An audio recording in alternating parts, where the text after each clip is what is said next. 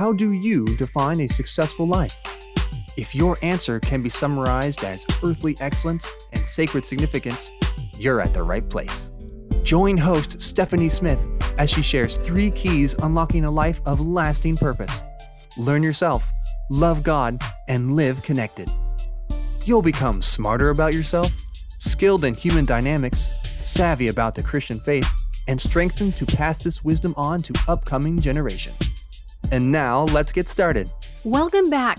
Today, we are starting with our initiative for 2023, which is covering significant passages in the Bible and how they relate to life's key 3. Learn yourself, love God, and live connected. I believe all of life, a life well lived, can be summarized in those 3 endeavors.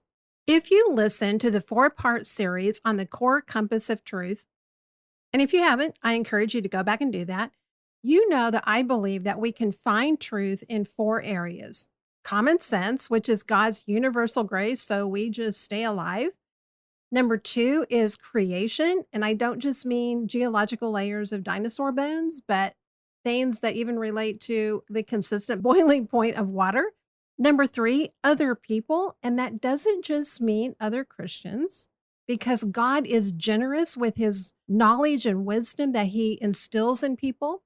And number 4, the Bible or scripture. And just like we have 4 cardinal directions, north, south, east, and west, that we navigate by, so these are the 4 cardinal directions that we can navigate by in alignment with truth.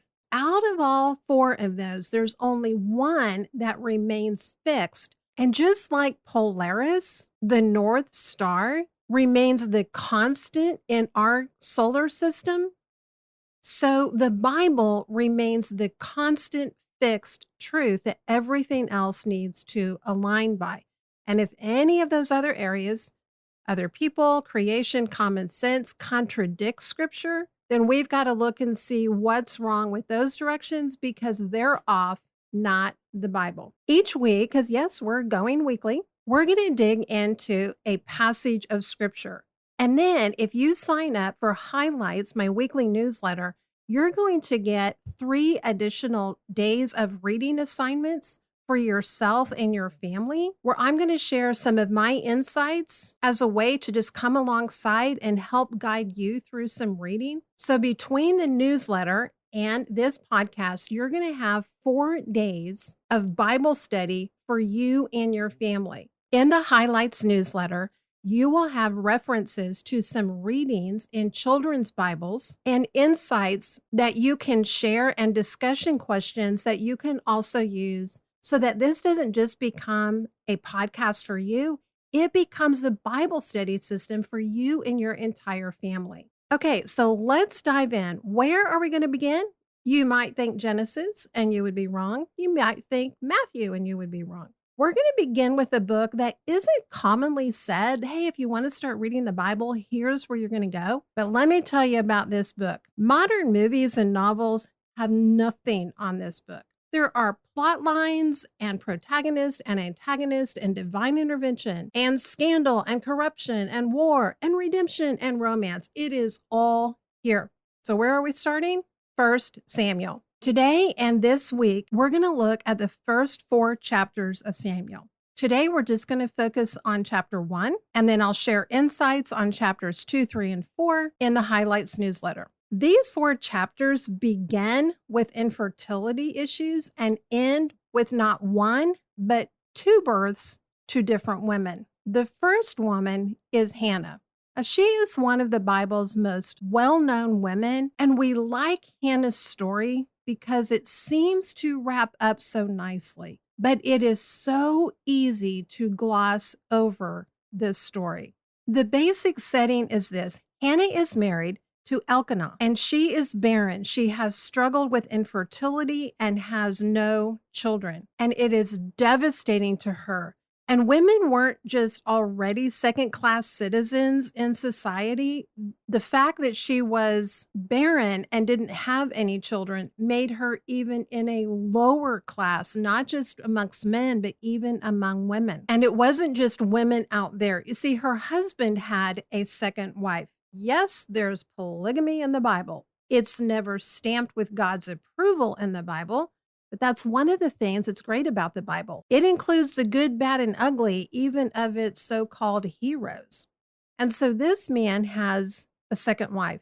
We don't know which wife came first. Was it just Elkanah and Hannah for a while? And then eventually, when she didn't have children, did he decide, well, heck, I got to have kids. And so I'm going to go find another wife? We don't know that. But we do know that the other wife had no compassion or kindness for Hannah. Hannah doesn't have an inner circle who empathizes with her. She doesn't come home every day, so to speak, and have this safe place emotionally because here's her husband's other wife and her kids, and she's watching this other woman who treats her with such disrespect, and she's watching her husband with this other woman and with these kids, and she's watching everything happen around her that she so desperately wants for herself and cannot make happen for herself. Ever had that experience? Bitterness would have been the easy way for her to go. Although her husband has these two wives, the Bible does tell us that he loves Hannah more. And while that may be true, he really does not enter into her pain. Instead, he tries to talk her out of it. In one verse, it records where he says to her, okay, get this. Am I not more to you than 10 sons? Can we just camp out on this for a minute? Do we really think that Elkanah had no clue why his wife was sad and crying and not eating? Was he so in the dark that he was just asking this question out of sheer ignorance and he was just really totally clueless? I find that kind of hard to believe, especially because he asks the question, am I not more to you than 10 sons? What's fascinating to me is the Bible does not record Hannah's answer. You see, what he is saying to her is, am I not such a great husband to you that I make up for the pain that you experience because you have no children? That pretty much clues us in that he knows that she is sad and weeping and has lost her appetite because of the pain of infertility. We have no way of knowing how Hannah responded to that question. Did she give him the look, I can't believe you just asked me that look? Did she throw a plate at him? Did she walk away and go cry quietly someplace by herself? Did she get mad and cuss him out? Did she say to him, Elkanah, how many times have we been through this? I love you. I appreciate you. Yes, you are a good husband. No, you are not more meaningful to me than if I had 10 sons because I am your wife. I am not your mother. It is impossible for me to experience life as a mother when I don't have any children. And the love that I have and want to cherish and give to a child is different than the love I have for you as a wife. Could you please not make this all about you again? We don't have a clue as to what Hannah's response was. There are some pretty powerful lessons in here because this guy is not willing to enter in and to just sit with his wife's pain. He makes it all about himself. He just wants her to say, oh, yes, Elkanah, you are such a fabulous husband. Oh, you know what? I don't need to be sitting here crying. Gosh, pass me more potatoes. Let's dig in. I need to just get out of myself and get on so we can have a wonderful time. Rah, rah, rah. Oh, I am so sorry that my pain is causing you any distress. Let me just take my pain and stick it under the table because clearly my job is just to come along and make you feel so good. We don't know a whole lot about Elkanah, either from this passage or from other passages. So we don't know if this guy was just a total selfish jerk and he routinely tried to act clueless and make it all about him so that he didn't have to be present for his wife emotionally. After all, he's got kids, he's experiencing parenthood. We also don't know if he just doesn't know how to handle her pain. And so he just says something out of his own sense of inadequacy that's just not helpful because he thinks it's better to say something kind of stupid than to just not say anything at all. At the very least, it seems he needed the 5 love languages books and maybe he needed some pretty intensive counseling.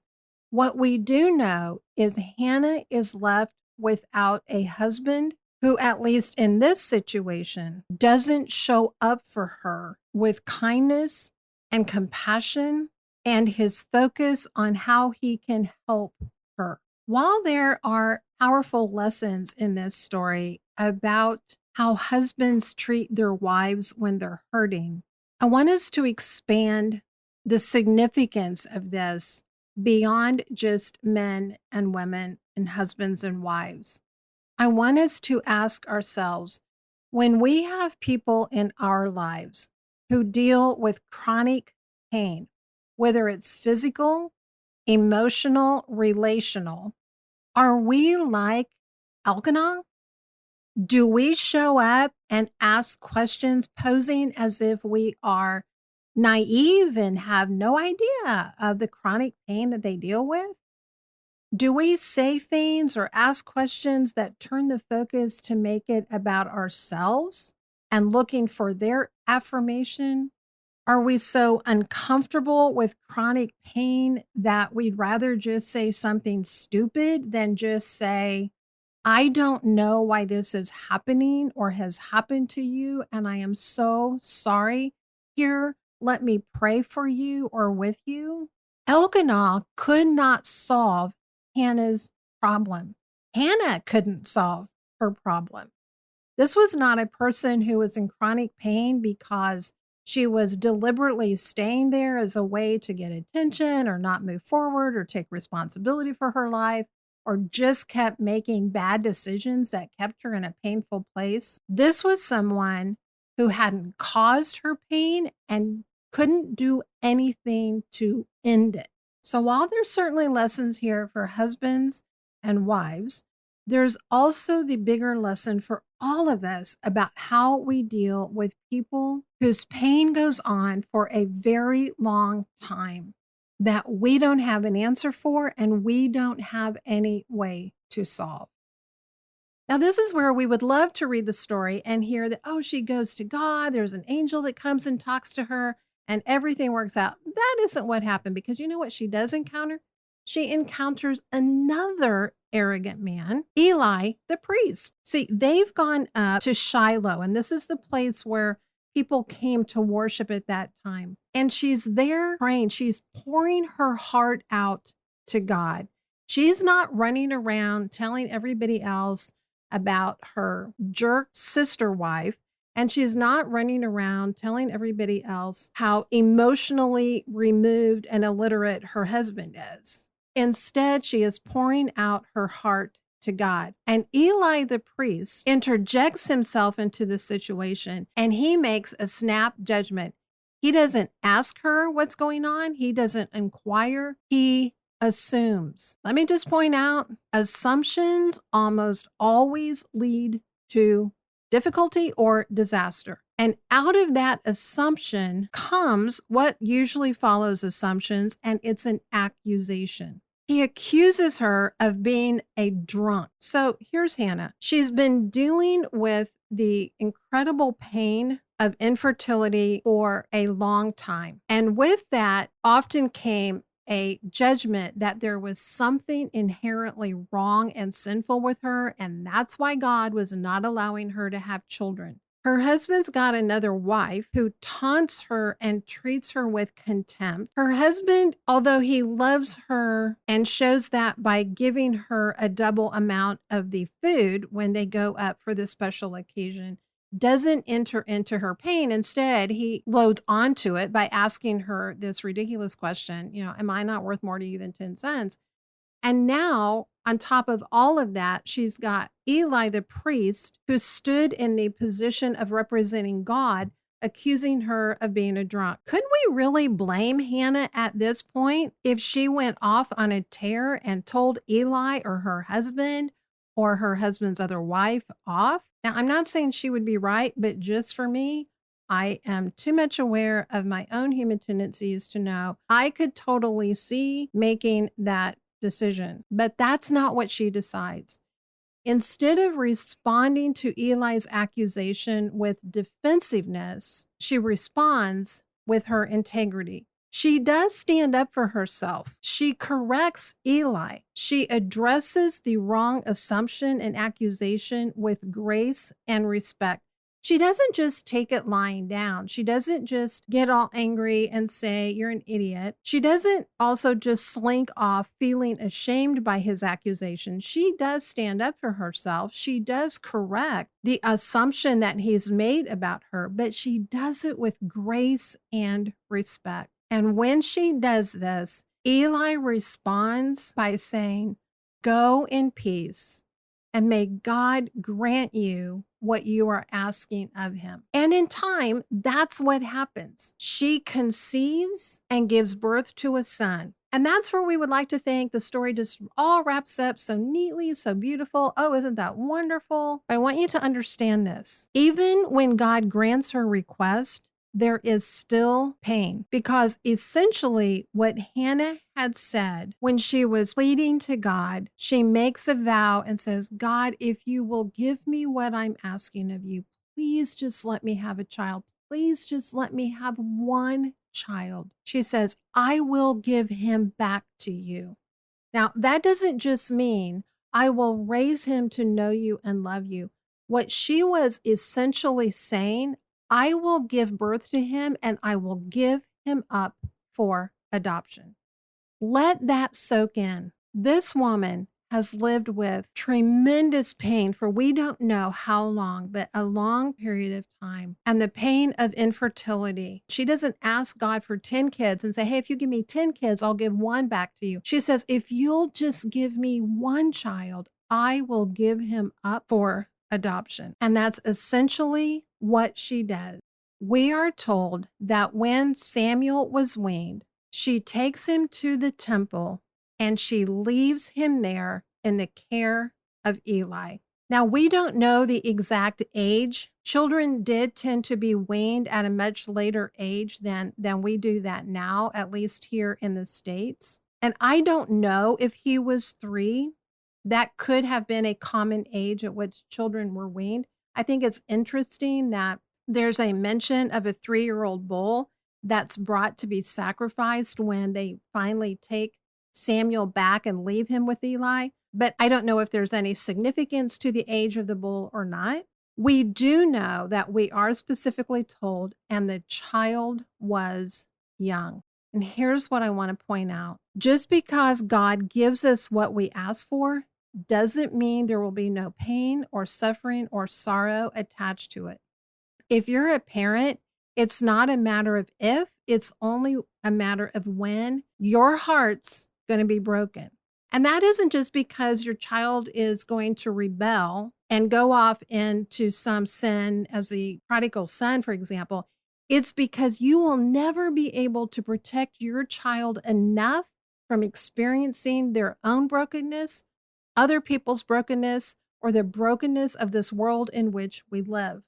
We later learned that Hannah did have other children, but that didn't mean that giving Samuel up at a very young age to be raised by someone else, and in all likelihood, she only got to see once a year, somehow made it easy for her. This was a woman of incredible courage. And we want to give her the honor that she's due because she was committed to following God, even though she had plenty of reason to give up and to walk away from him, to grow bitter in her heart. We also do not want to gloss over all of the aspects of her story and say, oh, That's how it works out for people who follow God. Everything gets wrapped up and there's no more sorrow or sadness. We will never end sorrow and sadness as long as we are on this planet. And I hate to tell you that, but that's truth. But we have something as a believer to look forward to, because the Bible also tells us that the day will come when He will wipe away all the tears from our eyes, and there will be no more sorrow or sadness or death or despair, because all of that is going to be wiped away. When we choose the second of life's key three to love God, it's not going to turn our life into a happily ever after story on this earth. Eventually, it'll be a happily ever after story, but not in the here and now. So maybe you're in a situation where you are surrounded by people who are not cheering for you, or even if they love you, are not showing up for you in the way that they should. And you may even have other people, including Christians, who make judgments about you based on outward assumptions and not based on really knowing you, that lead to false accusations. But what you can do is to model Hannah. You choose to respond, not with defensiveness, but with your integrity intact. You can stand up for yourself. You can correct false assumptions, but you can do it with grace and dignity and respect, and be willing, even for the things that God brings to you, to give them back and entrust them to God. That's going to wrap up for us our introduction to 1 Samuel chapter 1. In highlights, you're going to have some insights for chapters 2, 3, and 4, and we will be back next episode starting with chapter 5. So if you haven't already, hop on over to the website, stephaniepresents.com, sign up for highlights. Make sure to hit the subscribe button on this podcast so you don't miss any episodes. Share it with somebody else, especially somebody who has a family and they want to have a strategic system in place that's workable to be able to lead their family in Bible study this year. And remember, my friend, you have an impact that is immeasurable, eternal, and irreplaceable. Thank you for listening. For information on speaking engagements and other resources, visit the website at stephaniepresents.com. Remember, learn yourself, love God, and live connected.